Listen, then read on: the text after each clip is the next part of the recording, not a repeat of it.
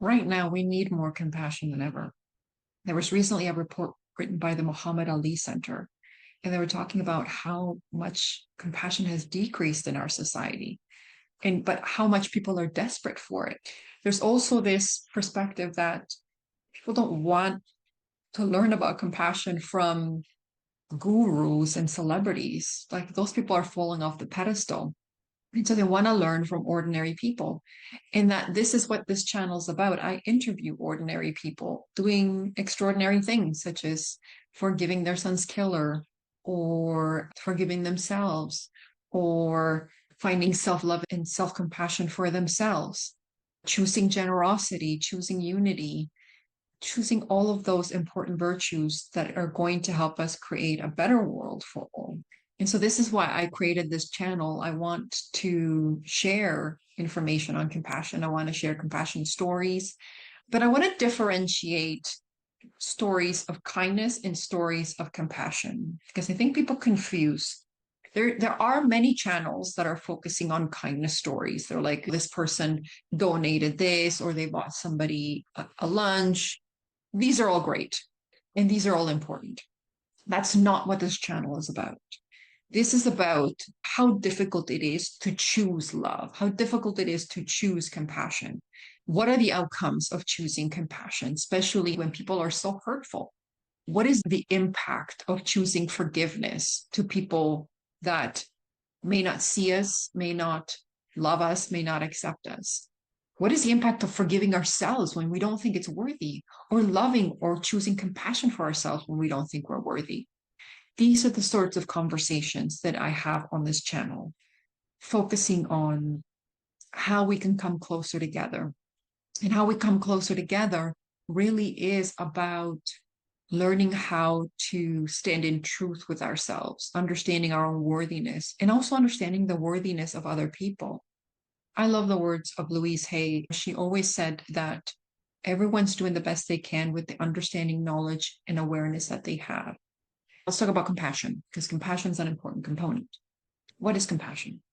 Compassion is the ability to see someone suffering and be moved towards their suffering in a way to help them.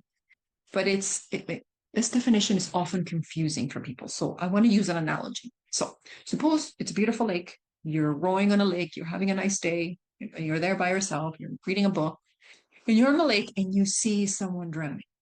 Very often, what we do emotionally is you see someone drowning, you jump in the water to try to save them. And you're like, that's ridiculous. Who would ever jump in the water to save anyone? As soon as you feel pain, when you see someone experiencing pain, you are drowning. Your mirror neurons activate and they suffer and you suffer with them. You're both drowning. You're not helping somebody if you're also suffering. Compassion is actually staying on the boat, which means emotionally you stay regulated enough to extend a hand and say, hey, I'm here for you. I'm not going to sink with you. I'm not going to drown with you and burn out with you.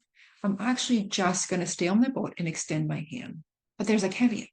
You have to be detached about whether or not somebody takes your hand. Some people may choose not to get out of the water. And I think that's the problem. We sort of want to force them to get on our boat, and then we end up in the water. We end up suffering with them. So there's a level of detachment that has to happen with compassion. There's a level of remembering that people are each on their own journey and they get to make choices in this life about their life. They get to make choices about whether or not they drown, whether or not they get on the boat, or how they get on the boat, or when they get on the boat. Our purpose really is just for us to continue to extend the hands when they can. So I was doing a presentation once and somebody asked me, they're like, what if there are too many people and not enough boats? And I said, well, that's also how you end up in the water, right? Because you're trying to put too many people on the boat and then you end up back in the water yourself. So you would want to help who you can and then get more boats, right? But why aren't we more compassionate? Many of the people that I've spoken to tell me that we're really afraid of compassion. We're afraid of compassion because we're worried we're going to be taken advantage of. We're going to be made the sucker. There are a couple of reasons why we've learned that. Number one, if you were a child and you unconditionally loved your parents as children do, and you unconditionally had compassion for your parents, as they often do, and they hurt you, You learned that love and kindness and compassion was hurtful.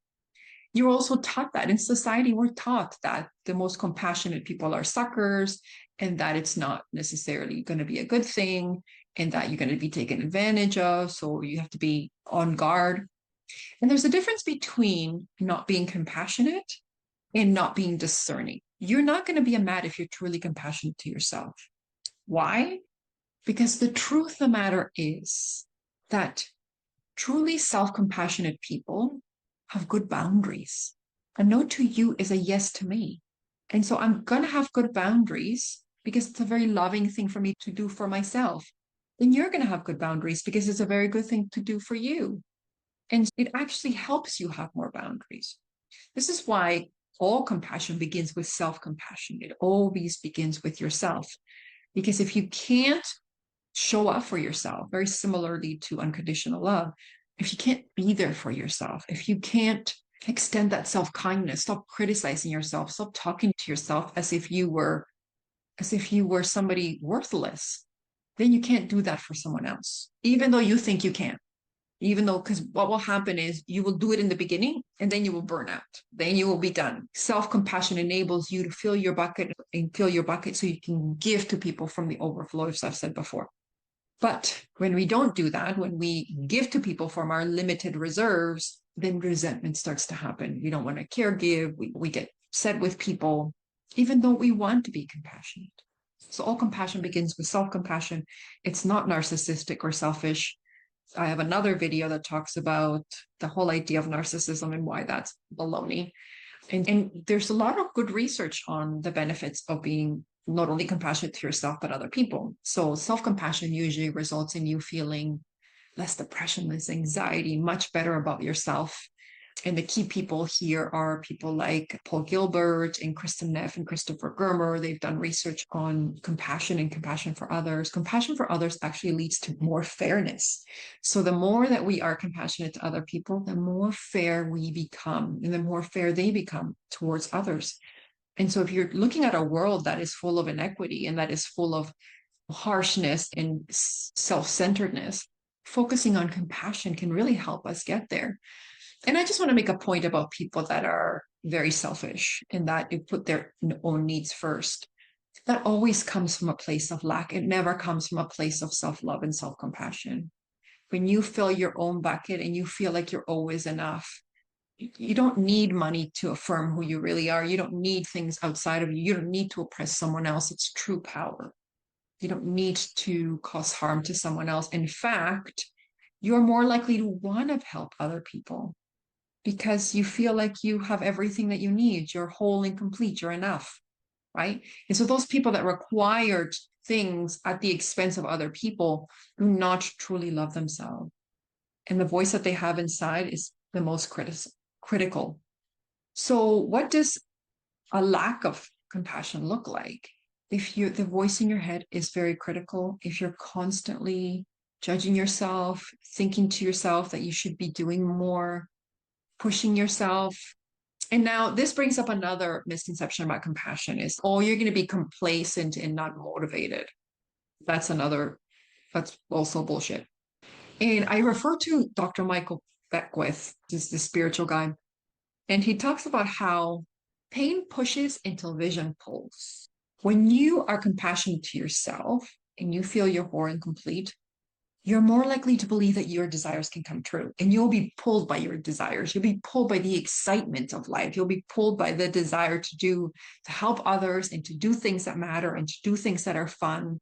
So you won't necessarily be pushed to be motivated to do things. You will be pulled by the vision and the fun of being alive and having experiences and being alive with other people. You'll actually enjoy yourself more and you're actually more likely to live your dreams than the opposite, which is you pushing yourself to live your dreams, but they don't feel fulfilling. And I often ask myself of people that are most hurtful, if I was in their shoes with the knowledge that they have, would I do the same? And that opens up the space for me to get curious about them. And when I can get curious about people, then I can begin to see their humanity. And we expect people to see our humanity, but are we willing to see theirs? Are we willing to open up the conversation? And I just want to point out one very important thing. When we've been hurt, sometimes we can't. And that's okay. Sometimes it's okay that we can't be compassionate for someone else because they've hurt us so much. But we must be willing for other people to get curious about them and to would be willing to be compassionate with them, to see their humanity. And the other thing that I think that's important, I choose to be compassionate every day. I don't always make it. Sometimes I fail spectacularly, but it's always a choice that I choose to make. And the reason being is that's who I want to be. When somebody dehumanizes me, they dehumanize themselves. And I don't want to do that to myself. I want to maintain my humanity. That's who I choose to be. I choose to be a person that cares about other people. I choose to be a person that isn't going to fill their body with hate and anger.